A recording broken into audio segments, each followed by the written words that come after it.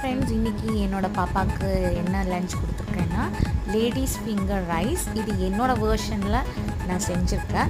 So இன்றைக்கும் வெங்காயமே சேர்க்காம தான் செஞ்சுருக்கேன். ஸோ ஒரு வெங்காயம் கட் பண்ணுற வேலையிலன்னா அவ்வளோ சந்தோஷமாக இருக்குங்க. ஒரு 6 months பேபியும் பார்த்துட்டு இந்த 10 வயசு குழந்தைய ரெடி பண்ணி எல்லாம் 8 o'clock முடிக்கிறதுக்குள்ளே ஒரு வெங்காயம் கட் பண்ணுற வேலை மிச்சமான கூட அது எனக்கு ஹாப்பி தான். ஸோ நல்லா வந்திருக்கு டேஸ்ட்டு.